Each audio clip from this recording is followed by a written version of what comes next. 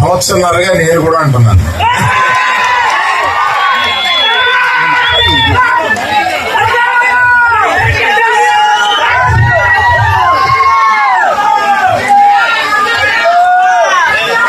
అందరికీ నమస్కారం. ఇక్కడ వచ్చేసిన మీడియా వారికి, ఇక్కడికి వచ్చేసిన ప్రేక్షక అభిమానులకి, పర్టికులర్ గా అంకినేని అభిమానులకి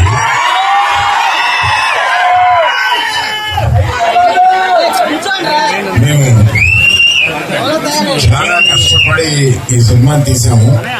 ఎంత కష్టపడినా ఫైనల్ గా మీరు ఆదరించే స్థాయిలోనే మా ఆనందం ఉంటుంది. ఈ సినిమా తప్పక మీరు ఆదరిస్తారని నమ్ముతున్నాము. ఎందుకంటే రీజన్ ఇక్కడ లేని వారి గురించి చెప్పి ఉన్నవారి గురించి చెప్తాను. ఇక్కడ చందు మోడెడ్డి ఆయన ఇచ్చిన బేసిక్ కథని చాలా చక్కగా మార్చి అత్యద్భుతంగా మీ అందరికీ నచ్చేలాగా, మీరందరూ ఈ సినిమాలో చాలా ఆనందపడేలాగా, చాలా గుండెల్లోంచి మీకు హావభావాలు వచ్చేలాగా ఆయన తీశారు.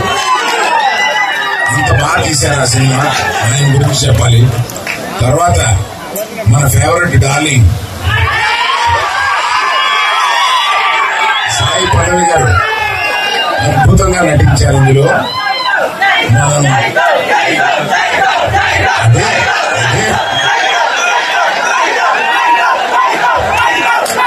సరే, మరి ఆయన గురించి చెప్పాలంటే మీరు ఆగాలి కదా.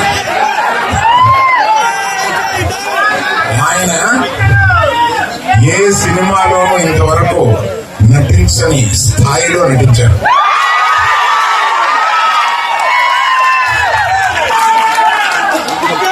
మనకి ఎంత ఉత్సాహం తెప్పించేలా నటించారో ఒక్కొక్క కొన్ని సీన్స్ లో ఆయన మన గుండె కరిగిపోయేలాగా కూడా నటించారు. సో అన్ని రసాలు ఈ సినిమాలో ఆయనకి ఉంది కనుక ఆయన తప్పనిసరిగా బెస్ట్ పర్ఫార్మెన్స్ లో ఈ సినిమాలో తీసుకొస్తారని సినిమా చూసిన నేను చెప్తాను. చైతు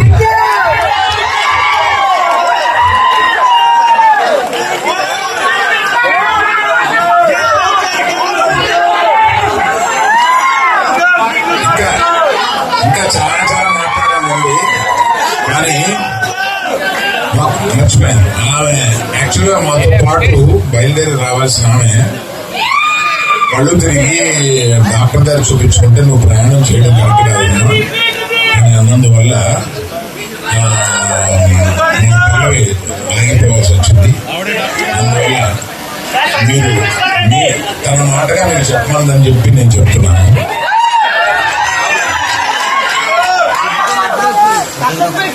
అందరికీ చెప్పినా ఈ సినిమాకి ఇంత ఉత్సాహం రావడానికి కారణం మ్యూజిక్. దేవిశ్రీ ప్రసాద్ ఒక్క పాట వస్తుంటే అన్ని పాటలు హిట్ చేశాడు. So I thank Devi Prasad for bringing so much of energy into the film. Vizag ప్రేక్షకులకి అందరికీ,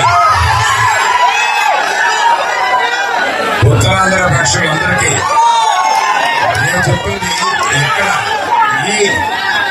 ఈ ప్రాంతం కదా, ఇది జరిగిన కథ. శ్రీకాకుళంలో ఒక చిన్న ఊరిలో జరిగిన కథని, ఆ కథని నిజంగా జరిగిన కథని ఈయన కథారూపంలో పెడితే దాన్ని సినిమాగా మేము తీశాము. తప్పక 7వ తారీఖున సినిమాలో చూసి మీరందరూ చాలా ఆనందపడతారని